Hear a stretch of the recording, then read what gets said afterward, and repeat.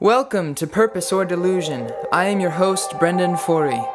This podcast is designed to spark thoughtful conversations with people who are actively working in the entertainment industry. The following guest is an example of a creative, self-sufficient problem solver who is obsessively devoted to their craft. Welcome to Purpose or Delusion. Yeah. This is Eric Grooms. Hello. You're dope, man. Well, thank you very much. You're also dope. my roommate.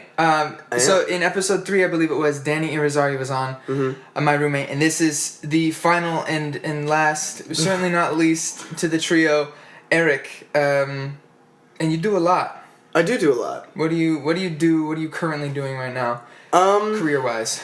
Career-wise, I'm always auditioning. You know, that's the thing. Is you'll do a movie and people will be like, oh, that's really cool.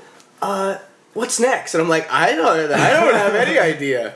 So I'm always auditioning. I've got a cold right now, so that's fun. Oh, nice. I'm working on new music too. I've got 3 songs in the oven right now that I know are pretty good, I think. Yeah. New song just dropped. New song did just drop. We just hit 2,000 streams last night. That's awesome. Which is cool because I was like, I just want 1,000. If I can get 1,000, I'm gonna be happy. Yeah. So I got 2,000. That's really cool. It's your first song like officially on distributors and stuff. Yeah. That's awesome. I have another one that's on SoundCloud. You know this. Yeah. But I've just risen to minor TikTok stardom. Oh. Did you not know about this? No, I did. Okay. But I didn't realize to what extent. I'm exaggerating. Minor. It's not stardom. Okay. It's not stardom. I have like 25K now. That's dope. You just started like 2-3 weeks ago. Literally, I think 2.5 weeks ago, I made my first video. I was just kind of messing around. Yeah. And then I think last week I posted my first video. I posted my first thirst trap a week ago. Oh no. I use thirst trap loosely because I don't think I'm ever gonna post like a thirst trap. Yeah. Thirst trap. That's too low. But I was capitalizing on my e-boyness, as it were. And that's kind of what got me a little bit of traction. And then, so you sold your soul. Yeah. I sold my soul to the Illuminati. You have to. That's 100%. what this industry is about. No, but I did sell out. I mean, because I'm not making content that I was passionate about or super. Right. Is that bad? Is that wrong? I don't think it is because I had fun doing it. Yeah. You know, and I'm not going out of my way to make something because it's TikTok. You know, it's TikTok. I'm not putting the pre-production in that you're putting in. I'm not doing the creative thing with the hands that Danny did. Danny created a TikTok with hand puppets. Danny said to me, he said, my problem with TikTok and social media in general is that he's like, I have to try so hard to make it an artistic venture. I have to I'm more concerned about making something creative, whereas I feel like, and I think he thinks, that to gain traction on TikTok, you have to be interested in getting views, getting followers. Interesting. Because you have to play into these trends and you have to play into what you know is going to get you followers. And then I feel like once you have those followers, then you can be creative. Which is kind of what I've started to do. Interesting. So I capitalize on these, I made this one. My first one that blew up was me being like, for all those girls saying my smile's cute, stop. I saw that one. That one? It was funny. I thought it was funny as well. Here's my overarching statement, with TikTok specifically, and we've been kind of talking about it on the podcast a bit. New word. The kind of overarching thing is that you have to be contextual. Yeah. And so Instagram, people said the same thing about Instagram, and there are specific Instagrammy things that we don't even realize now, but those are Instagram-specific trend-type things, little stereotypes that Instagram has. Same with TikTok, and it's kind of, someone might look at it and go, you're chasing the trend, but it's just contextual to the platform. And so if you're not understanding the context of the platform and not creating in that context, then it makes sense that it's either going to take longer or you're just not going to get hit. It's not necessarily always you're chasing the trend. 100%. So an example of this, there's this guy I saw TikTok yesterday. Yeah. Can you tell TikTok has become a big part of my life? I can tell. I saw this one yesterday. It's fascinating to me. It is fascinating. It is very fascinating. Very. We can talk more about social media in a minute, but there's this guy who made this TikTok. Yeah. And he walks up to his mirror, and he has an egg in his hand, a raw egg, and he walks up and he looks himself in the face, and he just kind of smashes the egg in the mirror, right? He smashes the egg in the mirror, and the TikTok ends. 4 million likes. You know what the caption said? The caption says, "I think I understand this app now." Because that's all it takes. You know? Like, you just... I love that. Right? You do something bold, that. and you're confident about it, and you're like... It's weird and shock It's a value. metaphor for acting. How so? I don't know. Just every acting coach is going to tell you that. Make a strong choice. Mm-hmm. Be bold. Go for it. Commit. Smash an egg on the mirror. Smash an egg on the mirror and see what happens. Absolutely. I love it. Okay, so we're I gonna feel get like to all I'm going of at this. a million miles an hour. Yeah. No, I do too, and I love it because that's just kind of how we both have. Well, you have actually diagnosed ADD, and I have self-diagnosed ADHD. I can almost affirm that in you. Like, I feel like you have ADHD. So but we're gonna I'm be. not a doctor. If you have to on the podcast, you can hit the half speed button. Yeah. Let's go back to the beginning. So Yes. we've established you're a musician, Mm-hmm. an actor, and a minor TikTok star. Let's go. Let's go back to the beginning. Yeah. How did that happen? What was your first passion as a kid? Like, what was little Eric like? So, little Eric, I say this a lot. Little Eric never sat in his bed, you know, staying up late at night, dreaming like, saying, I want to be like Leonardo DiCaprio, you know. Yeah. Of course, you know, I watched movies as a kid and I liked them, you know. But I never, ever thought of myself as an actor. I never, ever thought, you know, this is something I want to do, until I was probably 16. I used to always do skits in my church and my youth group and stuff like that, you know. So I knew that, like, I liked to perform, I guess, but I never thought of doing anything with it until one day I lost a coin toss. My friend, have I told you this story? I think so.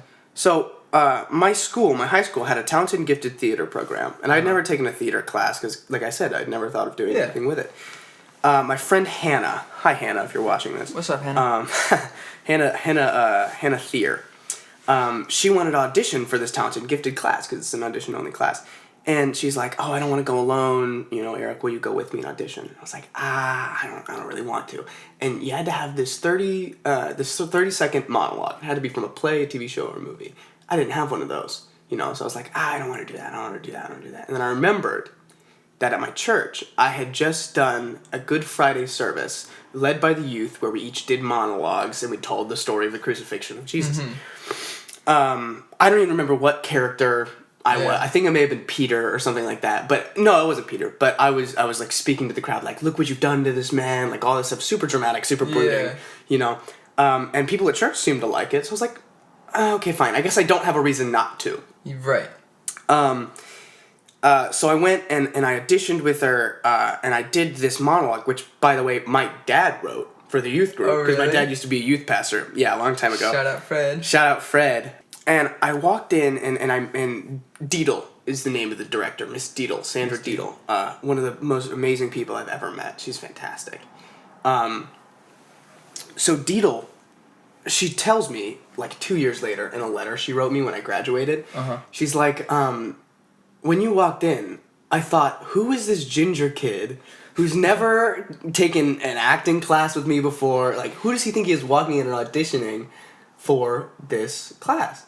And audition, I do my monologue, and she tells me in this letter, she's like, oh, he's a performer, you know? And she saw that in me before I ever saw it in myself. So she was like, I want to help this kid realize that he loves this, you know? Because I didn't realize I liked to act. I just, you know, I was like, I'm okay at this, I guess, let's have fun.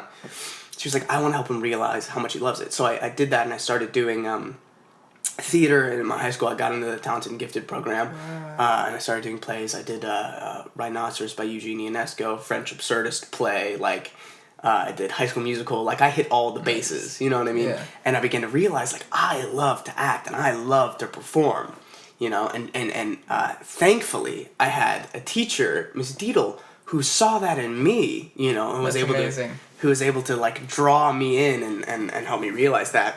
And I think my junior year of high school, my mom, for Christmas, got me an audition for this program called AMTC, Actors, Models, and Talent for Christ. Danny talked about this. And Danny also did this. Is that how you guys met or something? No, Danny and I met once I moved out here. Oh, okay, gotcha. Yeah, it was crazy. Right. So, AMTC. I do AMTC. It's like a showcase. I performed, and I met my now agent. I met Bree Curtis with DDO Kids. Amazing agency, amazing people. They're all fantastic. And I'm now signed with DDO Kids, and I act. And how old are you at this point? At this point, I think I'm 16, maybe 17. Okay, right. And I signed with my agent, I think, when I'm 17. And my agents were like, and they're based in LA, and they're like, look, we don't ever tell anybody they should move out to LA, but you should probably move out to LA, you know? And I was like, okay, cool. Where'd you grow up, by the way? I grew up in South Carolina. Okay. Columbia, South Carolina. Blythewood, technically, but nobody knows where that is, so I just say Columbia. So you move out to LA when you were 18? I moved out to LA. So I came out my senior year of high school. I did online school, and I came out with my dad for pilot season, and episodic season, which is just a couple months out of the year, and I'd stay in an Airbnb with my dad, you know, we'd audition, and nothing really came of it, but there was a lot of promise, like I got a couple callbacks, you know, it was cool. And so, when I was 18, after I graduated high school, me and my dad decided we would come out for at least 3 months and see how it's going, and if we think it's necessary for me to move out here, I am going to decide to move out here. So, after 3 months, I decided to move out here. When I first moved out here, I met Danny, who also just so happened to need to move in with somebody to get out of the situation he's in. And then we met you. And I feel like the rest is just kind of history.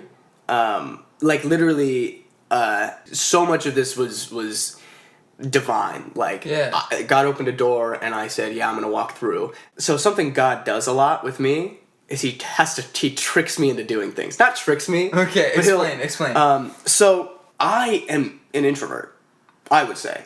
I get my energy from being alone. And people scare me. I don't really like to be social, to be completely honest. Which I had no idea of when I first met you, by the way. Yeah. Because you seem very extroverted and like... I am faking it, I promise. Yeah.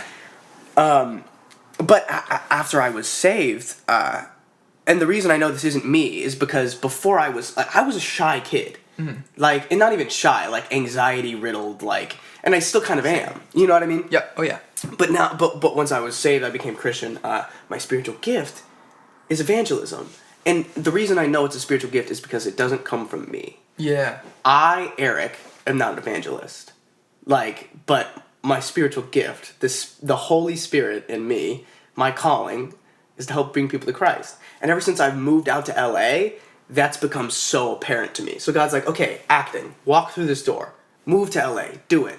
I was like, okay, and he's like, so now guess what?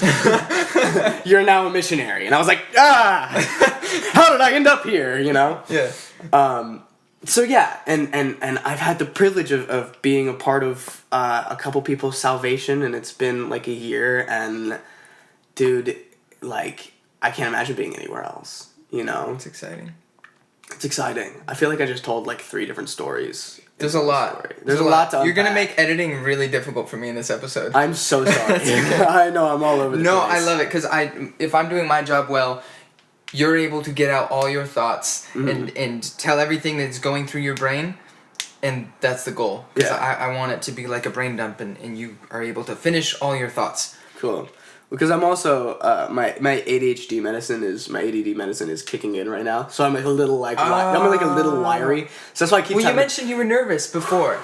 Talk about that. Why are you nervous? Oh yeah, I'm nervous. That's dope. Yeah.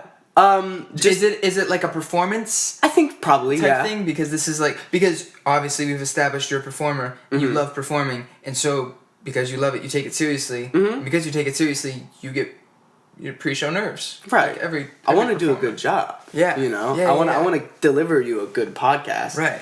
And I also know that camera's rolling. Yeah. And for me, the most nerve-wracking thing is that everything I'm doing, I know is permanent. Yeah. You know what I mean? Like me waving my hand in the air, like that camera recorded it. Like it's permanent. Oh yeah. In 4K, baby. In 4K. Like you're going to be able to see... Zoom right in on that hand. You can see, you know, the prints of my fingers. Yeah. And that's nerve-wracking for me. Interesting. I am a very nervous person. Why? And I don't think I show that a lot. No, you don't. You disguise it well. Yeah, I think so. But I don't do it on purpose. See, that's the thing. I don't intentionally think... I don't intentionally, like, put on confidence, like, fake it till you make it kind of thing. Right. I don't know. I don't know why I don't come off as nervous. Because I'm terrified all the time. Any person I go up to and talk to, like, I'm always so... That's amazing, though, because that nervous. shows how much courage you have and how much you're willing to kind of push yourself outside of your comfort zone because you know it's good for you. Mm-hmm. And just in the previous episode with Lisa, we were talking about, like, she's an introvert, but she's practiced going out and going to meet people. Right. It's something you practice. And she studies psychology as well. Yeah. So she knows how to talk to people. She knows how to read people and understand people. You know what I mean? Right. I think psychology is a beautiful science because it's the science of reading minds. Yep. You know? Yep. They're superheroes. Okay, so... Yes, guide me. Point me in a direction. I've actually kind of just decided that I want this episode to be as messy as it's going to be, and that's okay. That's fine. I like a messy episode. My greatest lesson of this year is that life is messy. Regardless, I used to think growing up. If you do all the right things, you check all the right boxes and stuff, life will be less messy. Mm-hmm. A messy life has no indication on whether a person is good or bad, organized or not. Mm-hmm. Life is just messy. Oh yeah. And how you deal with that mess and how you problem solve and how you treat people through that, that's what matters. And so, kind of like with this episode, like, I don't care, like, our brains are constantly on tangents. The first episode I did, when I was editing, there was a sentence I started 4 different sentences in a matter of, like, 10 seconds. And that's just how my brain does. I'm literally finishing that sentence and having like 15 counter conversations, like to in the time that I'm starting 4 sentences, and my brain is completing it all. Yeah. But it sounds like I have a speaking disorder. You do that a lot, though. Yeah. Yeah, I don't think you notice, but you... No, I do notice, and that was the first time though that I like saw it and caught it on camera, and was like, oh wow, that comes across really like I'm a crazy person. Yeah. I think people think me and you are crazy a bit more than we than we think. Yeah. That's fine. I'm okay with that. Well, let's talk about crazy. So, did you get any pushback when you were moving out to Los Angeles from family or friends? No, because I didn't ask for anyone's approval. And that's not me saying like, "Oh, I didn't ask for anyone's approval. I'm so self-assured." But people knew. That you're moving? People knew. You know, it's funny. Because I'm going to say it's a God thing again. Yeah. When I came to the point where it was time for me to move to LA, everybody who was in my life that would have disapproved was no longer in my life. Oh. Good. Yeah. I because I take other people's opinions very seriously. Yeah. Anytime I'm working on any project, I show people every step of the way because how something is perceived to me is very important. I want... Like, of course, you know, my artistic integrity is number one, and me creating what is true to me is most important, but I want people to like what I make. Yeah. You know? Like, so I always ask people's opinions. Like, I'm always asking Danny to, like, listen to this. How does this sound? You know what I mean? Because I want to... maybe that's unhealthy as a creative? Well, does it... I don't think it's unhealthy as a creative, and I'm only speaking from personal experience, but does that transfer, or does it come from a personal... It might. A personal desire for everyone to like and perceive you well? Sure. I think probably, yeah. We were going a different direction before this happened. I think we were. I don't remember what I was fine. saying, but that's okay. I want people to like me very desperately. But also, I'm young as a creative, and I'm dealing with what in my opinion is like really high stakes creativity, in the sense that I was never like a creative in like high school. Like I never like I'm just now starting out, and like I said, like Evil Woman was the first song I ever released to the public on like all streaming platforms. Yeah. And it's probably the fourth full song I've ever written. That's crazy. You know, and that's crazy. So it's like I have an opportunity to have people see what I create. And it's some of the first stuff I've ever created. So I want people to like it, if that makes sense. Yeah, of course. But I think you're absolutely right. I think that there could definitely be a thing internally in me that's like, I need your approval. Yeah. Because I'm constantly, one, comparing myself to others, and two, looking to other people to tell me how I'm doing. Mm. Like I think I do seek approval, definitely. Yeah. But I don't, and this is what got me in trouble in high school. I would never seek approval from, like, teachers or authority, like, and I think that's just normal for some people. But I always, what's up? It was always from your inner circle. It was always from my people. Like, I needed my people to approve of me. And I think that just comes from naturally, I think I'm a leader. And another reason why I think naturally I'm a leader is because naturally I don't want to lead, you know? But people follow, so I want to embrace that. So I've always seeked approval from people who look to me, as opposed to people I look to. Interesting. Do you know what I mean? Yeah. My dad tells this story about when I was in like kindergarten or preschool or whatever, whenever they teach you the colors. Yeah. And my teacher would be holding up like a blue card, and they're like, "Eric, what color is this card?" And I'm like, "Red." And they're like, "No, Eric, what color is this?" I'm like, "Red." And they're like, "Okay, Eric," and they pull up a brown, and they're like, "What color is this?" And I'm like, "Red." And they're like, "Eric, I need you to be serious." And and eventually they can get me to be like, I'm like, "Yeah, that's brown, that's blue, that's green, that's yellow, that's purple. Red," you know?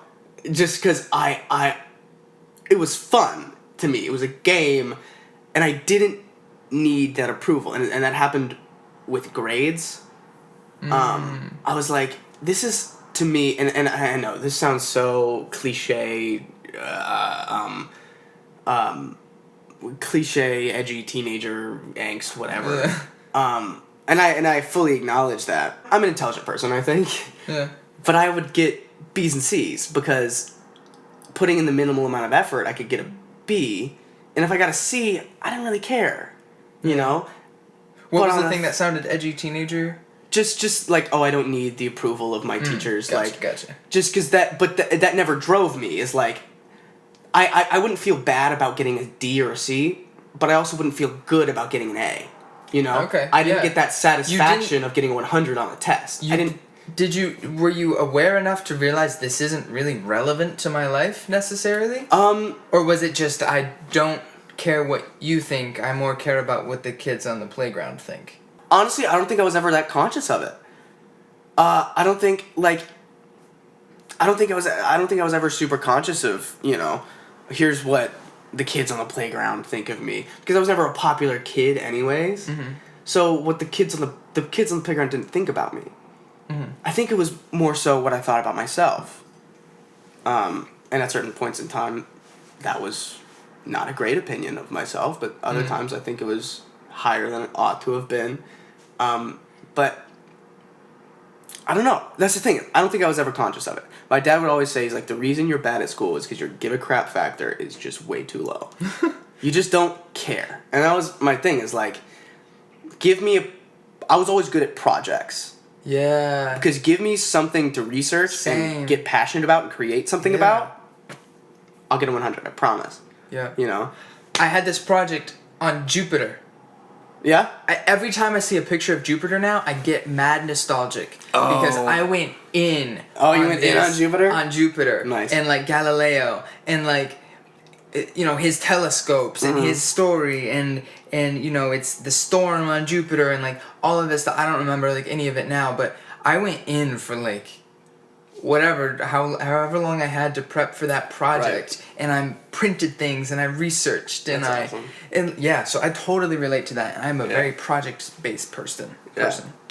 Ask me another question. I feel like I'm running in circles on this one. Also, I have a cold, so I apologize for my sniffles and coughs. I like your sniffles and coughs. Thank you. I like you. Make it feel. Oh. What are we? What? What? Whoa. So, okay, other question. I have questions, I promise. Okay. But to go back to your first question. Yes. When I did lay awake at night as a kid, I used to dream about being a musician and a performer. Because I think performance and music are the same thing. Well, not the same thing, but I think they go hand in hand. The same thing is, I think poetry and performance should be the same thing. I don't think poetry should be. I mean, okay, I was about to be super careful, but I personally enjoy poetry more when it's read aloud, because you get to hear how it sounded in the poet's head when they wrote it. Because you can read words and it's like the little voice in your head speaks it, but when the person who wrote it speaks those words, you understand in just the sound of their voice and their inflection, you understand what those words mean. Even if it's in a different language. Like, what those words mean.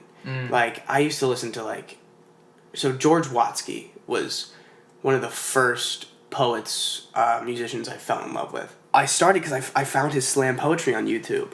And he had this one called, it was Cardboard Castles or something. And his rhyme schemes were so tight. And his words were just so, that you could feel them.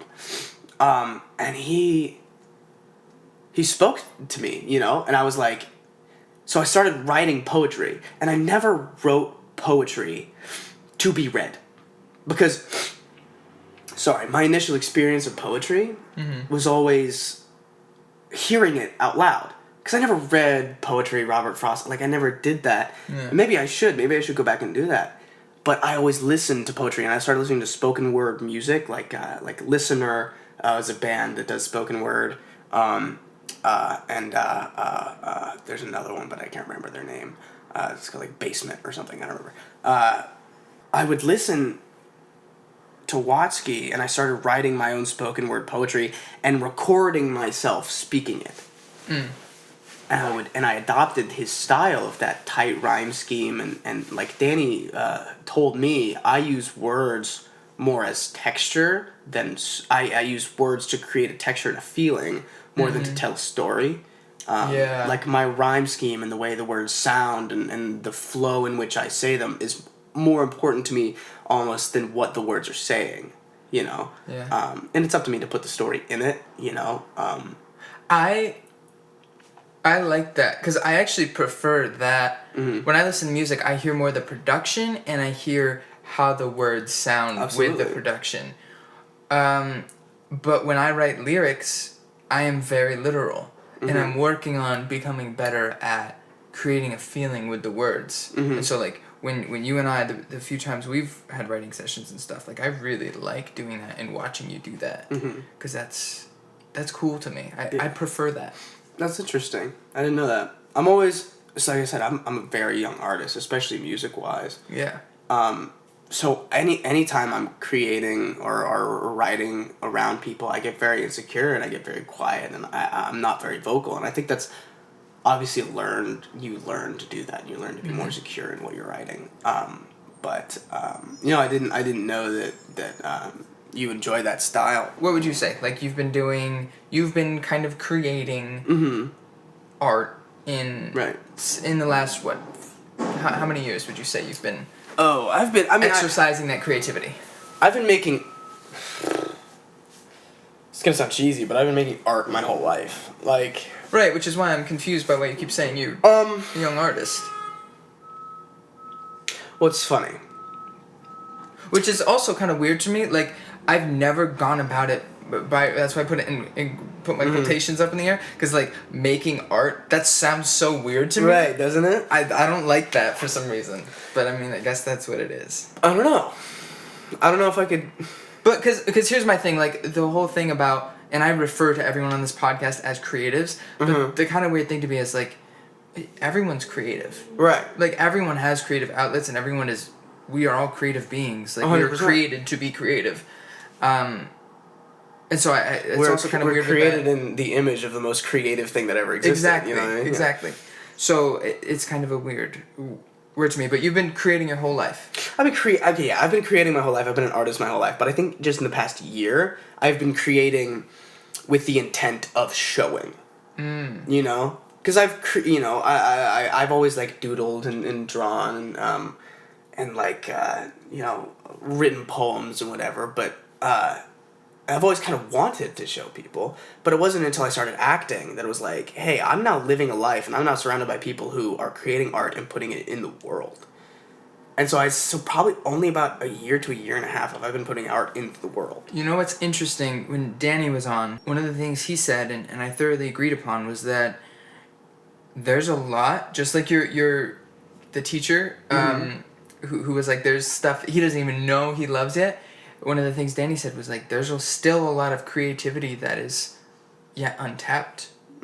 Like, in you. Like, there's like a lot there. Because you're a natural performer. You're naturally gifted at certain things. But like, thank you. It's cool to hear you say that you feel like you're so new at it. And like, this is kind of your year on, you've made the transition of like, the intent is different now. And so you're creating to create and show. And like, there's a lot there, and I'm excited to be on that journey and like see what you find. Yeah, thank you. What is your favorite thing to do? Acting, music? You love acting. Do you prefer performing? Like when you're on stage, is that when it's like, what is it? I don't care what medium it is, as long as I'm on stage. I think you hit it kind of right on the head. Like, if I'm on stage and I'm performing and I'm sharing, like that's what makes me feel most alive. You know, when I'm sharing what's inside with other people. So like it could be, I performed at an open mic for the first time a couple weeks ago. And that was on stage and I was sharing with people and that was fantastic and I loved that. Okay, so I'm gonna backtrack to answer this question. What's my favorite? All of it. Yeah. It's okay. So brain. Yeah. Words. Thinking.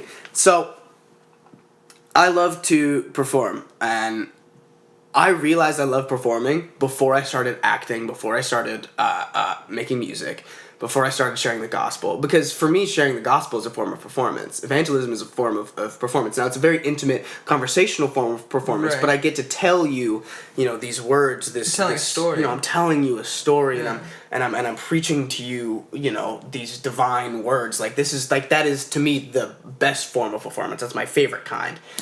I realized I love performance when I took a speech class. Yeah. And I gave speeches, and I was just speaking, speaking to people. I love speaking to people and being on stage and sharing with people and speaking to people. And then, I started acting, and then I found a way to do that through acting.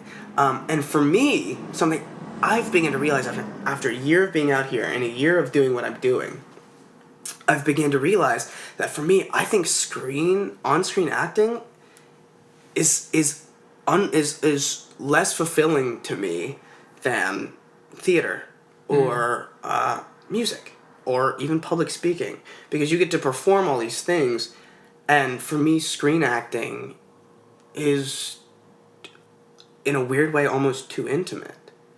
Like, interesting. You know what I'm saying? Even right now, like I'm fully aware of the microphone and the camera, and I'm almost performing to this audience, as opposed to just I should be having this conversation with me, which I'm trying to do. I'm trying to keep locked in here, but my brain, I think, naturally gravitates towards, what's been most fulfilling for me so far has been theater. What I am most passionate about is music. What is the focal point for me right now is screen acting. Okay. The focal point. screen acting is why I'm here. Right. You know?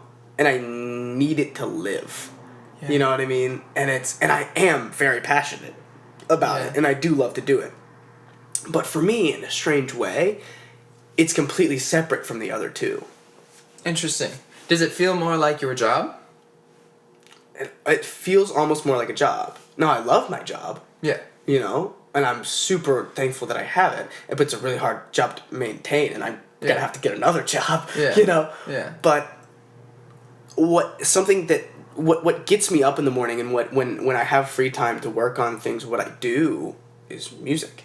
Yeah. You know? And so before I would dream of acting, I would dream of, and this is probably gonna dig into something a little deeper in my subconscious. I would dream of being on like Jimmy Fallon, and like being on a talk show, and just like talking and being the guest and like this stuff. Do you know that's literally?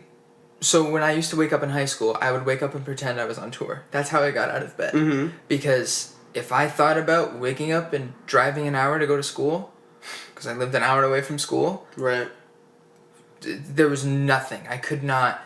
I would think I would get up. Alarm would go off at like 5:30 a.m. and I would think, gotta be at this radio station for the radio interview and warm up my vocal cords and get to work and then go travel to the show tonight. And that's how I would wake up in the morning to trick myself into thinking and like see it as training. I'm training to one day go on tour. From somebody I don't know. That's what I would do. And I would also, in the shower, Jimmy Fallon. Mm-hmm. Jimmy Fallon's my man. Like, we're best buds, even though we haven't met yet. Right, absolutely. I would pretend to be on radio interviews. And that's exciting because, I want to get into, like, the Delusion side of it a little bit. Like, I was very kind of opposite of you. Vocal from the time I was so young about wanting to be a performer, wanting to be a musician, wanting to start a band, wanting to do all of this stuff and like tour and make albums. And I knew from the time I was a toddler, and I acted on it and spoke about it from that time. And so I did get a lot of pushback. At first it was like very exciting because there's this 12-year-old and he just put out his own song. And like, that's so cool. But like when you're 17 and people ask you about college, and you're like, I'm gonna do what I started doing when I was, a toddler. That's crazy. People are like, you're delusional. And so a lot of the guests have said that in order to do what we do, you have to be a little bit delusional. And I think you're right. I think in order to be in this industry and to do what we do and to pursue your dream that you have when you were 12, you have to be delusional. You have to be a crazy person. Yeah. And what I'm sure some of your other guests have said is that the word delusional comes from the other people. They come from the people that aren't us. You know? I can call myself delusional, but for me, the word delusional is just what other people use to describe what I call purpose. Yeah. You know no what one I mean? said that, but I'm glad you did. Like, so this is interesting. I'm just thinking about this now, but purpose or delusion, like, it's both. Yeah. Like, I wouldn't think I'm delusional. In fact, I think I'm more sane than most people around me. No, I'm not more sane than you, or more sane than Danny, or more sane than... But I think just... I think people who would call me delusional, I'm like, you just don't get it. I'm getting Joker over here. I'm getting cliche over here. No, because okay, so I believe that I was made for the life I'm living right now. Like, I think I was wired for this. I think I was put on a path and I'm walking it. Yeah. You know, and someone who's not me and not you or not, they have zero context. They don't know what that means and they think I'm delusional. And I'm like, you're right. You know, by all, in you know, of course, to you, I'm 100% delusional. And if I'm wrong, I'm a crazy person. You know what I mean? Like, I'm 100% certain that I'm right, but if I'm wrong, I'm crazy. Because I am... Why? Because... Why are you crazy? Because I believe that this is my purpose. You know, I believe that You're supposed to be living in Los Angeles. I'm supposed to be living in Los Angeles. I'm supposed to be, you know, creating stuff. supposed to be creating stuff. Do you enjoy the process? Absolutely. So why does that make you crazy then? Like what about it makes it? Okay, fair. The reason I'm doing it, I'm not crazy for doing it. Okay. You know, but my reason for doing it, I guess, would be crazy. And what is your reason? So my reason. so okay, to put this in, you're right. I have to put this into words. Okay, well, I've never put this into words before. I'm excited, bro. I'm excited. Well, my reason for creating, for living in LA is because God made me this way. Like God, I don't know if it was God's plan, because I can't see God's will, you know, except in, you know, retrospect. And even then, you can't really even see it. Yeah. But I don't. Well, what's your goal? What's my goal? Like, why did you move halfway across the country, more than halfway across the country, to start acting? Because you loved it, or because you saw there was somewhere it would go, or like, what do you hope to have happen? I started acting. I moved out here to act because I saw that it could go somewhere. I say this sometimes, and I don't say this in public, and I certainly don't say this on podcast, but I'm going to say it. But I started acting because I was good at it, you know? And then I kept acting, and then I realized I loved it. And I kept, and then I moved to LA because my agent said, hey, this could go somewhere. So I was like, okay, this could go somewhere. So I moved to LA and I started doing it, and I loved it, you know? And then I did a movie because they were like, hey, you could be in a movie. And then I was like, okay, I'm going to be in a movie. And then I loved it. You know what I mean? Interesting. So when I say that the doors have opened and I've walked through it, I never dreamed of doing this. I never said, I want to be an actor. I was told, hey, you could be an actor. Like, you could seriously do this. Like, by multiple people, and you could do this. And I was like, okay, I'm going to do it. And then I did it, and I loved it. And then you realized you loved it. So for me, that screams purpose, because I didn't choose to do this and make it happen. It almost happened to me. And I said yes. You know? That's how I've gotten to where I am, is by saying yes. You know? Music is, I think, a different story, because I've like, this is something I want to do. I want to make music. I want to perform it. I want to, you know, put it out. And I've made that happen, you know, through the help of amazing people like you in my life, who've helped that dream come true. Acting isn't a dream coming true. Yeah. You know? It's what I feel like. And this is a small part of the puzzle, which is why I'm sure I'm probably going to sound a little crazy. You know, a small part of the puzzle, but it's like, this is a door that was opened that I walked through, you know? And because of my faith, and because of a lot of other things that I'm not going to get into that have affirmed for me that this is where I'm supposed to be, I feel like this is purpose and not, you know, delusion. But, which is why I say, if I'm wrong, I'm crazy. You know what I mean? Yeah. I've just stumbled upon something. Yeah. You know? And I'm crazy for thinking that it's divine, or it's, you know, how I was created. Right. You know what I mean? Gotcha. But in the same sense that, you know, and I'm not saying, in the same sense that anybody who's religious, if they're wrong, they're crazy. Yeah. You know, for believing in this higher power and this person who came to sacrifice himself for our wrongdoings, you know, like. Yeah. If we're wrong, we're crazy people. Yeah. You know, and I follow, you know, the Holy Spirit, and I do these things because, you know, God told me to do these things. And if I'm wrong, I'm crazy. Yeah. You know? Sounds ridiculous. It sounds ridiculous. Yeah. And I talk to people, and I have these conversations with people that are, you know, again, led by the Spirit, and I say these things, and I stop in my tracks while I'm saying certain things, and I check in with God, and he's like, don't say this. And I'm like, God, then what do I say? And I have this moment of like prayer where I like backtrack and I like start 4 different sentences and like have to stop them and start a new one, you know. Yeah. And I have to apologize to people. I'm like, I'm sorry, I sound like a crazy person right now, but I have to make sure I say the right thing, you know. And there's so many of these, and if I'm wrong and I'm making it up in my own head, you know, I'm a crazy person. Yeah. You know what I mean? Yeah. And that's how I feel about, you know, my creative endeavors and my career and my acting. I believe that I am right now where I'm supposed to be for divine purposes, and also just because, like, this is how I am, you know, and I don't think if I was in college, it wouldn't work out. I would drop out of college. I know it. Why? Or I'd end up in a ditch somewhere. Oh, you want to talk about this? I can tell you're excited about college. Because I'm not going to say I barely graduated high school. Uh-huh. Because I wasn't going to let myself fail. Right. Because I knew that was, you know, bad news bears. Is that bad news bears? Is that a thing? Yeah. Yeah, anyways. I knew that was bad news.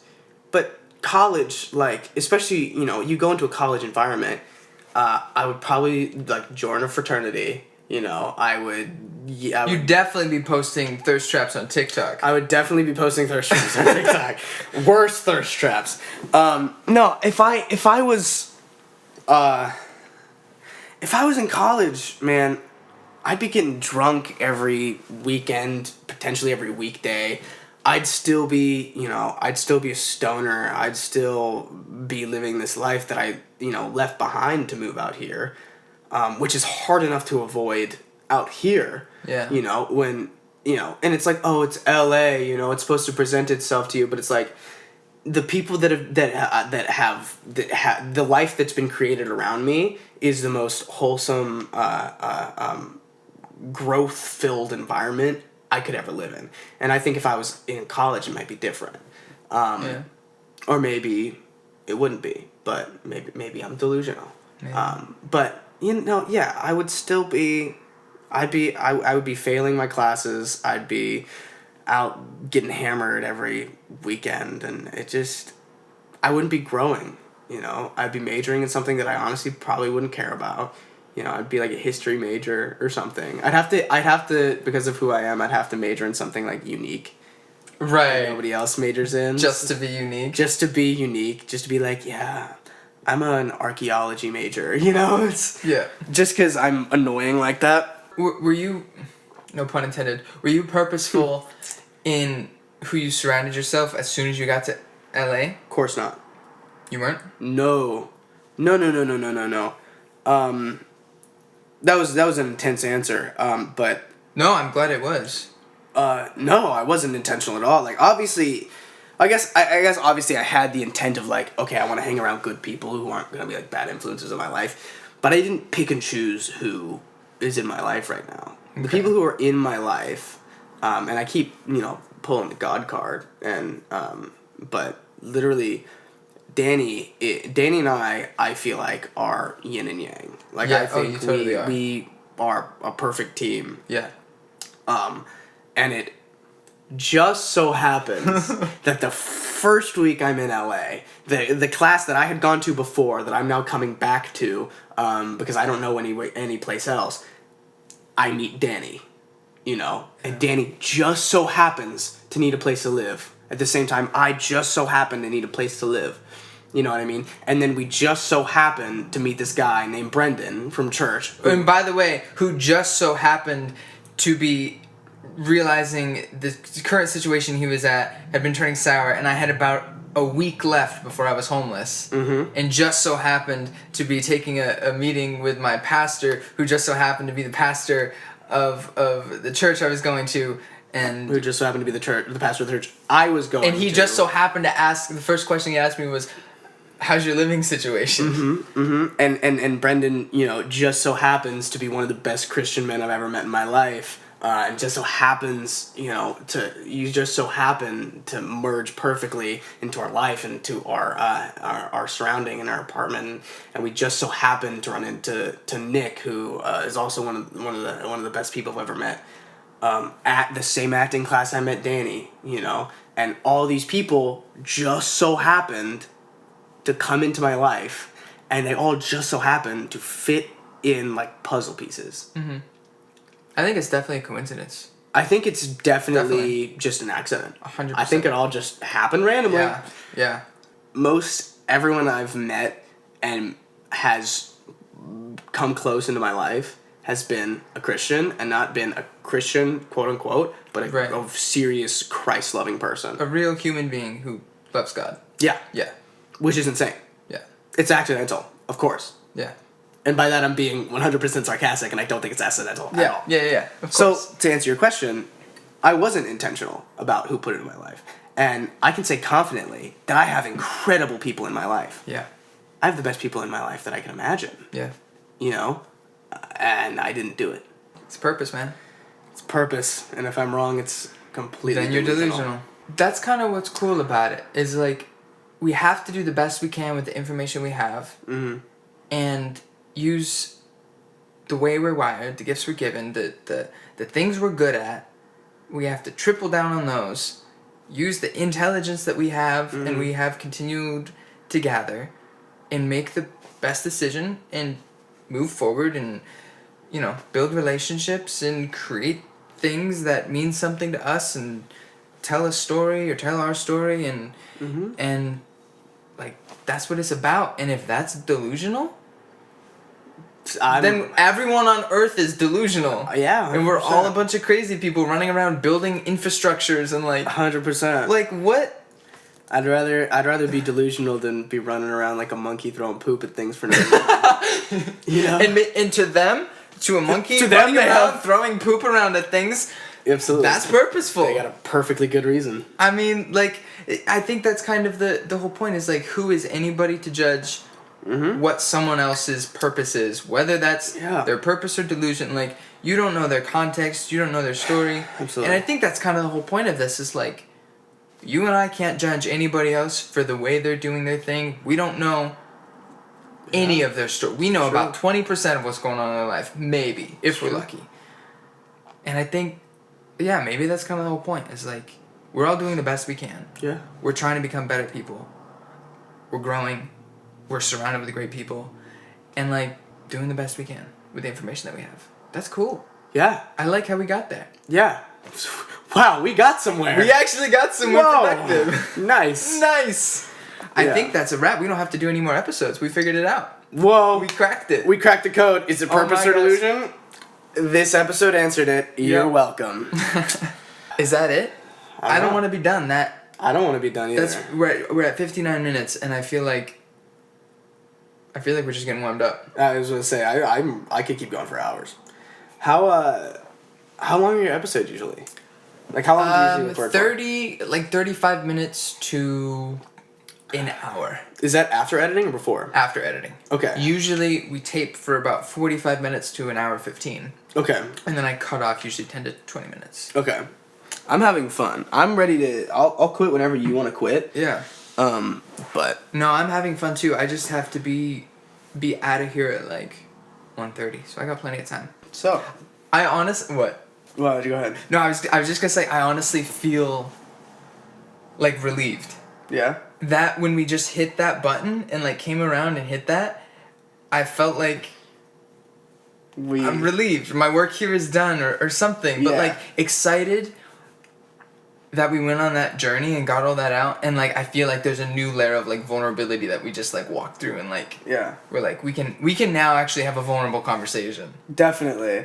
Well, yeah, because I feel like I just like walked in circles for about an hour. Yeah. Like I feel like I like kind of branched around. Have you noticed creative process wise? For me, the thing that I've realized is that you have to go in circles, like what you're talking about. Before you find that path sometimes, creatively. Specifically, when I sit down and write a song, whether it's a collaboration or just by myself, I find myself playing the same Brendanized melodies, same chords, using the same instruments, and I feel like I'm like, I need to find something special first. And what I've learned, and I'm wondering if you have a similar perspective, is that I need to go through that same monotonous process, and then eventually I work through that, do what we just did, talk for an hour, about, you know, kind of roundabout things, and then you get through that molasses feeling, and then you're like, oh, here it is. And like I've got, you know, my everything's flowing now, and I'm like kind of in this state of operation, and I'm able to focus and do now. I think I definitely have to like warm up. I think that's what that is for me, is like walking in circles until like finally something breaks through. Just like an athlete has to before a game. Like 100%. It's like when you feel like when your body and your mind feel like you're done, you're actually at only 40% capacity. Yeah. Like I feel like you got to warm up to 40%, like get tired, like create nothing for a little bit, and then finally you're like, okay, my juices are flowing. Yeah. You know? And I think for me, one of my greatest challenges as an artist is getting past that 40% and not getting frustrated and bored. 'Cause, dude, like, so often I'm just like... burn out before you get there. I burn out before I get there, or like if something doesn't like come to me instantly and like super easily, like I want to give up. You know? And I think for me to create anything, like I have to hit that point first. I have to hit that point of like, I don't want to do this anymore because it's getting hard, you know, and then that's when you actually create something good. It takes creative discipline. Absolutely. I've been learning also that there are many different forms of discipline. We all kind of know discipline in its cultural context is kind of like discipline yourself from doing the wrong things, and also like discipline to go to the gym. Like that's kind of a standard discipline. Like when someone says discipline, that's what you think about. At least that's what I think about. I learned this year that there's such thing as mental discipline. The whole song Dear Depression is about like, yo, there's a lot of stuff up there I can actually take control of and control, and it's not all just there to happen. Like I need to have mental discipline and take control of that. There's also creative discipline. I need to have creative discipline and understand that like it's not just like magic. Like there's work here that needs to be done. Sometimes things just flow and it's incredible, but sometimes you have to go through the process and like it feels monotonous, and you have to come to a breaking point, that 40% point that you're talking about, and push through it and then continue on, and that's like when the best stuff happens. I'm gonna be honest, like discipline is one of like the hardest things in my life. Like I say in my life, but like it's not one of the hardest things in my life, but it's like I have a really hard time disciplining myself.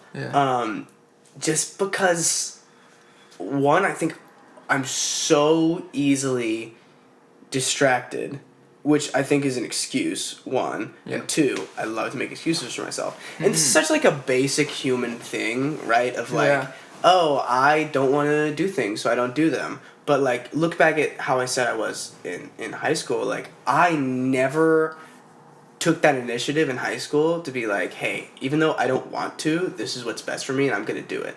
You know, I never had that like basic human experience of like, I don't want to do this, but I'm going to do it anyways. Now, I am definitely that way in a lot of other aspects of my life. Like put me with give me a shovel and put me in front of a ditch, and I'm gonna dig until my hands fall off. You know what I mean? Even though I don't want to, but like I want. Yeah, there's something about that. You know what I mean? Because there's physical. You start getting blisters and you start feeling pain, and you know that it's like building character. You feel it. Like I have a blister on my hand still from the other week.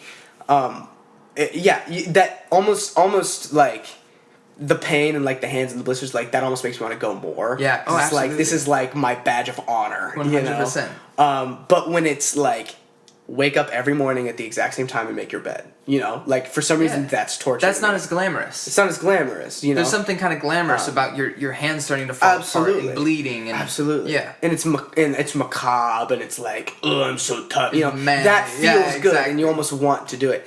But for me, and I'm now at a point in my life where I no longer have any structure. I have to make all my own structure. And one of my biggest challenges over the past couple months is like trying to make my own structure. Yeah. And I'm so bad at it. Yeah. I never realized how bad I was at like creating my own schedule, and like, because if I'm left to my own devices, like, I'm just gonna go, I'm just gonna do whatever my brain auto-completes to, you know? Which is interesting because from the time we're kids, we're never taught really how to do that. Everything is structured for us. Our parents give us a structured bedtime. School dictates our entire day, for the most part. Sports and everything. Like, we aren't really taught how to be self-sufficient in such a way. And then we're told we need to go to college and do more school, which is all structure, with a little more flexibility. You kind of create some of your own more time. But then you're supposed to find a job, which creates, again, structures your entire day. And it doesn't really set anyone up for success who doesn't want to go that route. And, like, is like, hey, I'm not subscribing to this idea and I want to do something different. That type of discipline, like, that's a skill. Absolutely. Time management is a skill, and I feel like it's something that not a lot of people, especially young people, don't have that.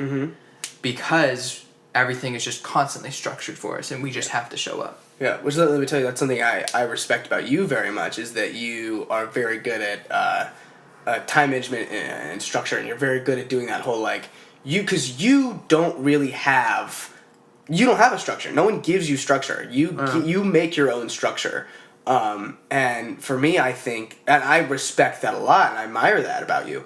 And I think it marks a level of literally maturity, you know, that I've yet to reach. It's something I appreciate. There yet. I appreciate you saying that, but it's something like recently I've been realizing, like, I'm not operating at full capacity. Like, that I could be much more aggressive. My word for this year, and this comes out in 2020, so I can say it. My resolution or whatever, I said I wasn't going to tell anyone my entire year, and I wanted to see if anyone would be able to figure it out through the year. My word for this year was offense.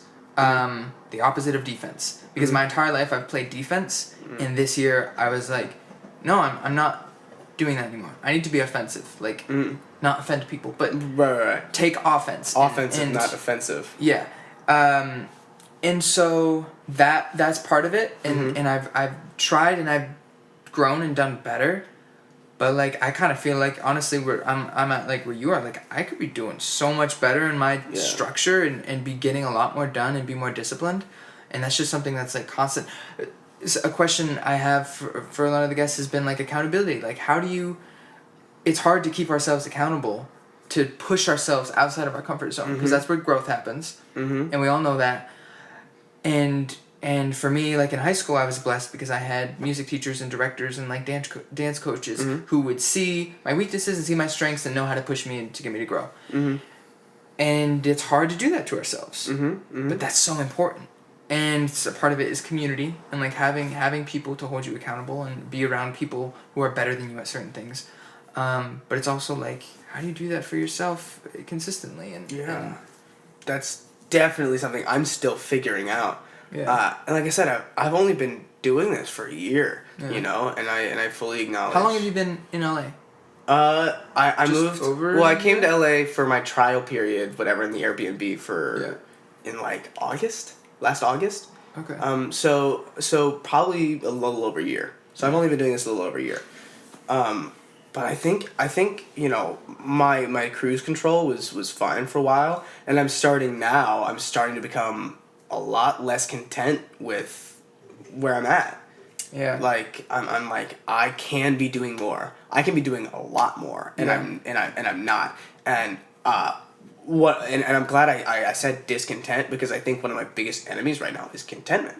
You know, that's the artist's biggest enemy. Facts. Is contentment. Facts. And I'm like, you know, I'm kind of okay where I'm at. Like, I'm fine, you know, but it's like, I don't want to be fine. I want to be more than good. I want to be great. I want to be fantastic. I want to be superb, you know, and if I'm at fine, I'm not doing enough. Like, you know, hard work beats talent every time. Yeah.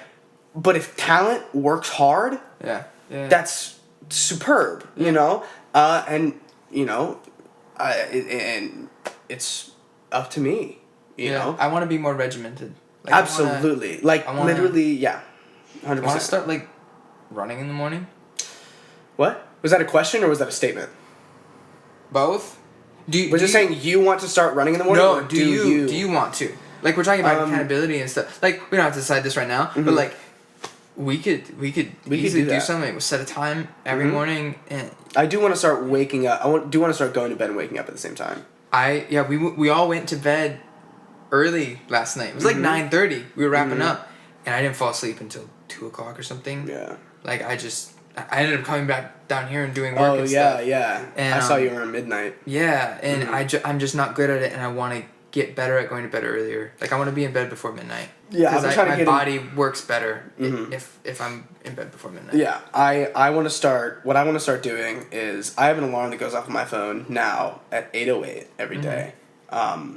Just because I like the number 808. You know, 808's an heartbreak. But so that's what I did today. So last night I actually literally this is fresh on my mind.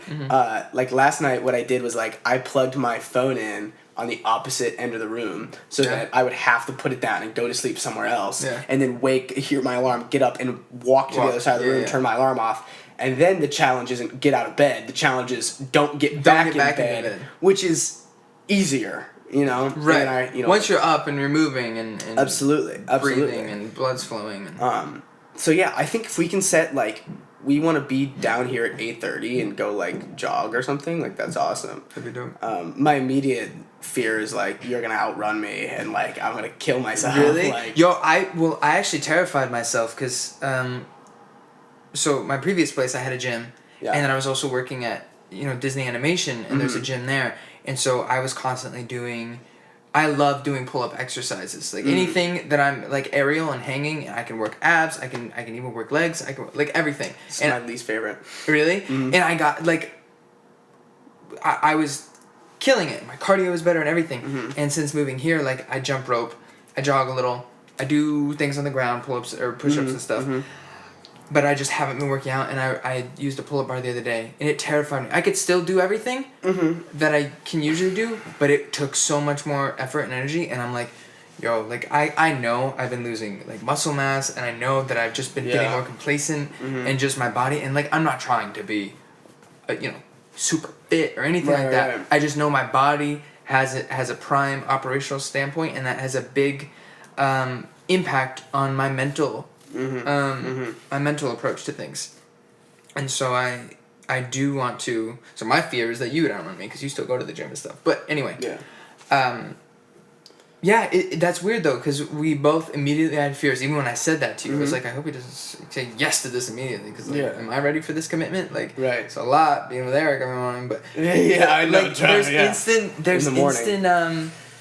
There's instant fear that comes along with commitment, obviously, as it should 100%. Be, because you take it seriously, but... Yeah. I think what's so funny is my immediate fear wasn't the commitment, my immediate fear was inadequacy. My brain immediately went to, what if I'm not good enough? Instead of, this is going to be a lot to do. And you feel like you instantly have to be good enough.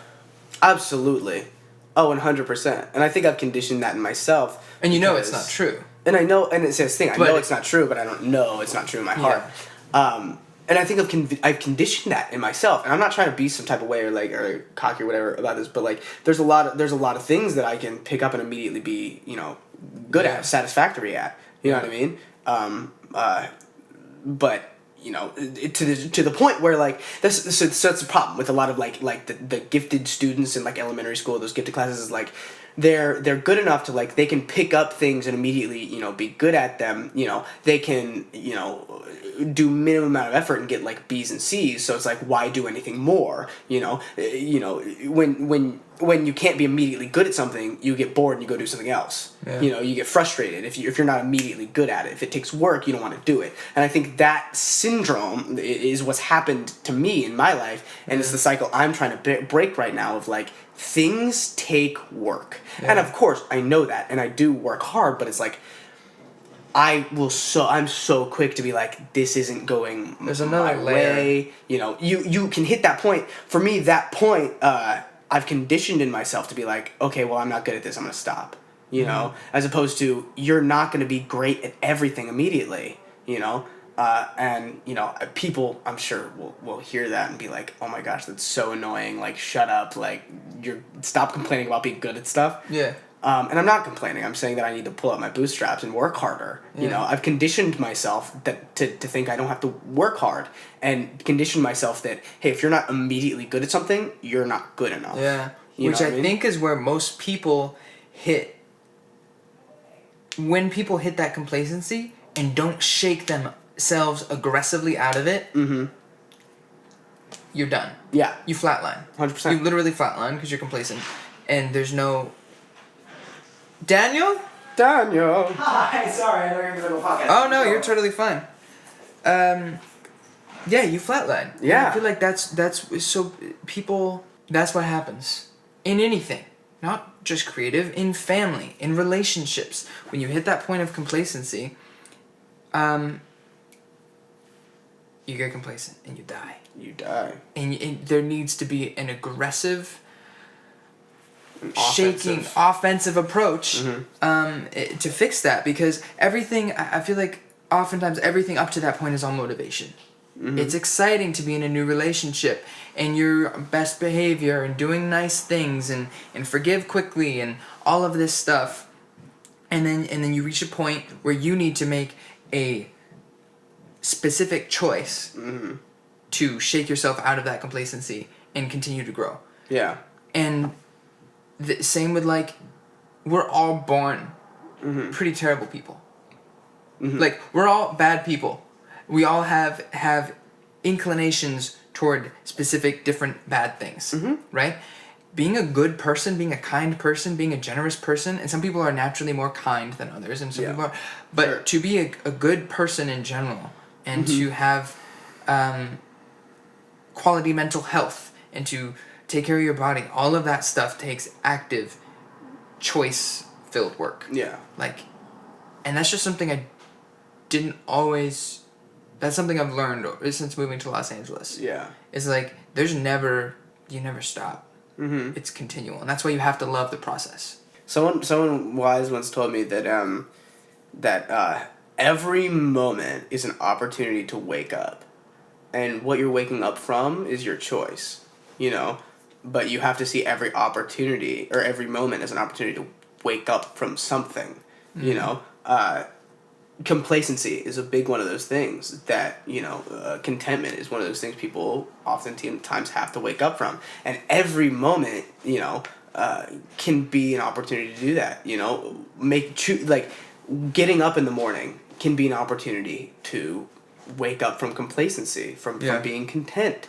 I'm going to choose to not only wake up, you know, I'm going to choose, well, I guess waking up in the morning and waking up, I'm going to choose to make my bed and immediately brush my teeth and immediately start doing something, as opposed to, okay, I'm just going to get up, I don't have to be anywhere, so I'm going to lay around for a little bit and then I'm going to scroll through Instagram. Yeah. You have an opportunity to be not only good, or not only fine, complacent, but good, and not only good, but great. Yeah. You have the opportunity to do that, you know? If you have room for complacency... Okay, so think about it like this. This is something I thought. Complacency, I hope I'm using this word correctly, but complacency is just room for greatness. Yeah. So, like, if you have room for complacency, you have room to replace that with greatness. Yeah. You know what I mean? If you have time in the morning, you have that time to replace it with something that's going to help you grow and make you great. Yeah. You know? Absolutely. And I think right now in my life, I got a lot of room and a lot of complacency, and I'm not doing a lot to make myself great. I love it. I love it. Yeah, that's been my realization. Are you happy? No. No? No. Happiness is an emotion. I mean, like, right now, like, yeah, I'm happy. Like, I'm having a good time. Happiness is an emotion. You know what I mean? You can't be happy all the time. If you were happy all the time, you have a mental illness. You know? I think, okay, so I'm sorry. That was a fine. Roundabout way to answer that question. I'm happy about that. Yeah, because happiness is an emotion like sad is. Right. Sad is, you know, happy is not... Would you consider yourself a happy person? Like, am I happy more often than I'm sad? Sure. I don't know. To not be a douche about your question, yeah, I'm a happy person. No. I'd much prefer you to stick to your original answer. So I don't want you to answer it in any specific way to fit the podcast. I just felt like I was being pretentious with my answer. No, I actually loved it because no one has responded that way. Oh yeah. Everyone said either thought about it and said yeah I'm happy, or instantly said yeah I'm happy, or said I'm happier, but no one's answered it like that. So I'm actually grateful for that. So like, if I'm gonna look at it from their lens, which I know what their lens is like when you're asked are you happy, you think like, am I generally my life good? Is my life generally bad? Yep. You know, my life is generally good. Like I don't really have much to complain about. Like I'm happy with that. Yeah. You know, but happiness is an emotion. In the same way, sadness is an emotion, anger is an emotion, irritation, frustration is an emotion. You know, I don't live a happy existence in the same way I don't live a frustrated existence. You can't be one thing all the time. Uh-huh. You can't. If I was happy all the time, I think I'd be miserable. You know, because there's things you shouldn't be happy about. Right. You know, if I was sad all the time, I'd be miserable as well. But I think what we want to strive for is contentment in a different context. So like, not like. So I guess what we want. I just want to make a clarification. I think contentment is different than complacency. Okay, yeah. I want to be content. Yeah. I want to be like, okay, my life is, I'm okay, you know, and this is something I say in a religious context too. Happiness is an emotion, but joy is a state of being, and true joy only comes from the Creator. Yeah. You know, so you would consider yourself a joyful person. I mean, I have joy. See, that's the thing. Is like. I think to answer this question, like, you have to imply that you're one of these things all the time, and I'm not. I am a happy person, and I'm a sad person, and I'm a frustrated person, and I'm a grumpy person, and I'm a hungry person, and I'm a tired person. I am all these things, and I think what you want to strive for is balance. You know, I think maybe you want to be happy more than you're sad, but being sad is fun sometimes. Sometimes you want to cry. Yeah. You know, but I love going to that point. When I first moved to LA, going to movies alone, that didn't make me sad. I loved that. Going and watching emotional movies alone, just because that was my safe space that I would go to feel emotion and to cry and have little tears in my eyes. I wouldn't bawl my eyes out, but I would go. I watched the new Equalizer movie, the Equalizer 3, 2, whatever it was, and that made me emotional. Like, the ending of that, I don't know if you watched it, but... I didn't. And it's not about that specifically, but I would do that to feel that emotion because that was the one place I could go to feel that type of intense emotion. We're multifaceted creatures. We're not made to just be happy all the time. Yeah. You know, like, I guess the question you should be asking is, you know, are you healthy? Are you emotionally healthy? Can you feel all these things? You know, are you happy sometimes? Yeah. Well, it's good that you're happy sometimes, and I want you to be happy sometimes. But are you sad sometimes? Because if you're not sad sometimes, you know, you're blocking yourself off, you're not letting yourself be sad, you're damaging yourself and you're unhealthy, you know? Am I healthy? Yes. I feel all these emotions, and I am happy when I should be happy, and I'm sad when I should be sad, you know, and I'm frustrated when I should be frustrated. And, you know, are you living a life where you choose to be happy more than you're sad? Because that typically leads to a more pleasant existence? Like, yeah. You know, like, and again, I feel pretentious giving this answer. I'm really happy you made a choice and stuck with it because Cool. I really love that and I appreciate that perspective and I 100% agree. Yeah. Absolutely. Because I'm not. Yeah. I don't think you're a happy person either. I would always say I'm a happy person, like 80% of the time. I'm cheerful, for sure. I'm cheerful and happy. Yeah. But yeah, I 100% agree with you that emotional health. Yeah, like, are you should be healthy? the goal. Yeah. Are you healthy? Yeah. Like, Brendan, are you healthy? Yeah. Yeah. Yeah. I would say I'm healthy, Yeah. you know? Are you, okay, so next question. Do you consider yourself successful? Yeah. You know, if in 2 years I was still where I'm at right now and I haven't made any progress, I wouldn't say the same thing, I don't think. Well, because is success for you pertaining to growth? I don't think so, no. Well, like... Well, because when I think what is success to you? So success, I think of, like, career stuff. Like, success, like, are you successful, like, By your achievements. by your, yeah, like, I think success, like, I think what have I achieved? You know what I mean? Yeah. But, like, I think growth and success are definitely two different things. because I can like grow as a person, and not have success as like an artist, or well, I guess because I'm living a life in an industry where I am honestly pursuing success. You know, I'm pursuing, obviously like creative integrity, whatever, but like, yeah, I'm pursuing success. Like, yeah, I want to be in movies and go be on Jimmy Fallon and go on tour, and like, this is like, yeah, of course I want those things. Of course I'm chasing those things every day. But that success But that doesn't success, affect no. I mean, like, obviously, like, if I'm like, of course, like if I don't have success, like that can make me sad, but I can still grow. And that's the thing is like if your lack of success is making you sad, you're out of your comfort zone, and that can lead to more growth. So anything, if this is further down here, this will cause you to grow more. Yeah. It just depends on what you make of it. Now, someone also once told me, if you are what you do, you're hurting. Yeah. Acting. So look at it, acting. Acting should be what you do, not who you are. Yeah. And I think people who say that acting is who they are, their success and their growth are the same. And whenever they're successful, they think they're growing, and whenever they're not, really dangerous. That can be really, really, really damaging. But if acting is what you do, and you are yourself, like.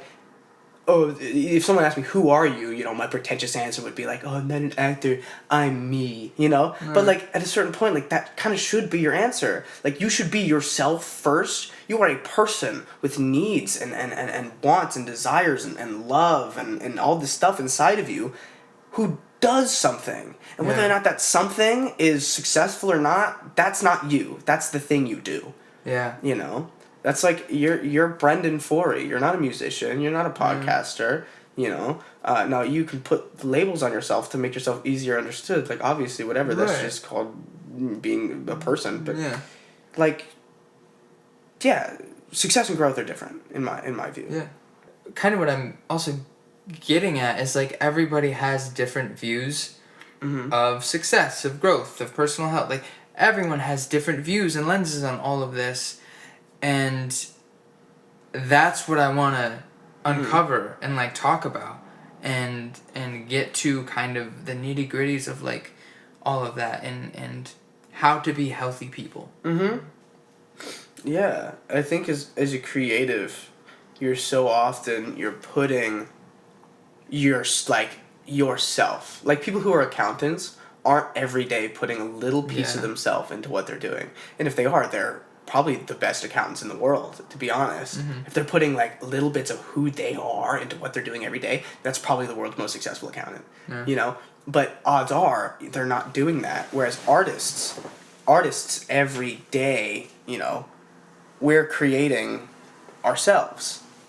Right. We're creating a representation of ourselves. And if that's not succeeding, like I can understand where that hurts. And you feel like it's you not succeeding. It's very vulnerable. So I can say, like, maybe if my answer to am I successful, like, after my year, if I didn't feel like I was making progress, like, if my answer was different and my answer was no, my perspective may be completely different. My answer to my are you happy question may be completely different. This may all be my, completely unaware lens that I'm looking at the world through just because of my circumstance. I don't know. Ask me in a year and maybe I'll have a completely different answer. Where do you see yourself in 5 years, 10 years, 20 years? What's next for you? I don't know. So I have... Because everything leading up to this point, you've kind of just been discovering. I've just said yeah. Just saying yeah. So I could be something different. Do you not necessarily have a plan? I think, okay, so like I have a plan, but I'm not scared to deviate from it. Gotcha. Like in my mind, like I have a couple, like in 5 years, I can see myself in like one of like 3 places. One, like I continue down my life as an artist, and like hopefully this is what I want. Like I want to continue to be an artist, and I want to continue, the level of success that I've reached after a year and have that grow exponentially until, eventually 5 years that equals whatever it equals. And, hopefully I'm, on the Tonight Show and I'm on tour or whatever, good times. That's where I would love to see myself in 5 years, but I don't know how realistic that is, that I can make that my goal. I'm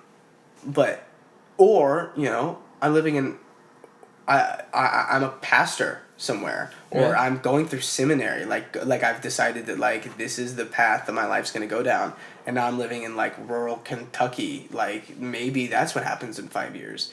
You know, maybe I've realized I have a passion for interior design, and I become an interior designer. You know, and to you know, go through your life, in my life specifically, with the idea that one of these three things is just gonna happen is delusional, I think. To just be like, I'm gonna sit back and this is gonna happen to me, you know? Because while I said, you know, I did say, you know, this life that I'm living right now has kind of happened to me, but happening requires action on my part. It requires, like I said, saying yes. You know what I mean? And neither of these three things are gonna happen by sitting still. So I'm going to continue to pursue my life as an artist and try to get to where I want to be in 5 years. And if at some point God says to me, you know, you need to go be a full-time evangelist, or you need to be a pastor or something somewhere, and I'm confident that that's what he's saying, I'm going to say yes. And then that's going to be what my life is. And then maybe 10 years down the road there, he'll be like, okay, now you can be an artist or whatever. Or maybe I do the two at the same time. Or maybe I'm these two, you know. I'm just going to keep moving, you know? And I don't want to say whatever happens, happens, because just as words, that sounds immature and lazy.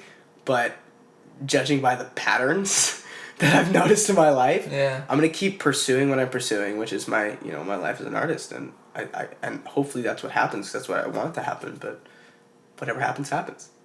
To your point of like such polar opposite of like interior design, artistry, and like becoming a pastor, like, and doing two things at once, and that kind of confusion of like not knowing. Bro, if I wasn't a musician, which I can't imagine a life that I wasn't, but if like for some reason I wasn't good at music and I had no passion in music, I would be literally an intelligence person and work in the FBI, the CIA. Yeah. Those are so different, and I still have such a strong passion for that, and like, you know, security and all of this stuff, you know that, like all of that, and they're so different, and I don't know, I've maintained both to some extent, and I am well informed in certain areas, and like, I don't know, there's like these two separate silos with a ton of information, a ton of different skill sets, which obviously, you know, one is very diminished compared to the other. The music is obviously first, but somewhere I have a feeling it's all going to connect somewhere along the line, and I don't know. We can't know. We can't know what's going to happen. We have to do the best, like I said earlier, do the best with the information that we have, and make the best decisions we can. I think it's interesting, too. I know you just kind of put a button on, but Continue. Intelligence and music are completely different, but you're the same person doing both. And I can see the parts of you that are thriving so hard in music, but I also see the parts of you that are thriving so hard, that would thrive so hard in intelligence, you know? And it's the same person, but it's two sides of the coin. I think you'd be, you know, equally good at both, you know? Yeah. Because, you know, those parts of your brain, the intelligence parts of your brain, the CIA part of your brain, is still being occupied, but you're occupying it with different things. Right. You know, whereas if you were in the FBI or CIA or whatever, those would be the primary sector of what you're applying. But I think the rest, the musical and the creative parts of your brain, would still find other ways to act. Like, I think you'd still make music, or you'd. And in some ways, being a detective is just like writing a song. I found a lot of similarities between them in like, you're putting together a puzzle that you can't see yet. And you're just starting to build it. And I don't know, it's slowly becoming kind of meshed together, and then it's also very different, and it's all very like, you never get there. You never know. You're continually growing, you're constantly moving, and like what you said, you're just going to keep moving forward, and whatever happens, happens. As much as I hate saying that. As much as I hate it too, but what happens, happens. Yeah. You could still be a CIA agent. CIA officer. There's no such thing as a CIA agent. Well, color me sideways.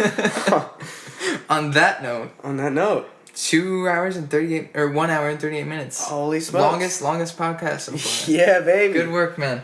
thank you so much for your time, and thanks for being on. Thank you for having me. Yeah. It's a great ADHD-filled podcast. Yo, I'm excited. I'm already editing it in my brain, and I think it's just gonna be like Eric Grooms. We talk about ADHD, religion, and government agencies. ... Just listen. Done. Just listen. All right, man. Thank you so much. Thank you. I hope you enjoyed this episode of Purpose or Delusion. Don't forget to subscribe so you don't miss any future episodes, and also be sure to check out the previous episodes you may have missed. Thank you for listening. We'll be back next week.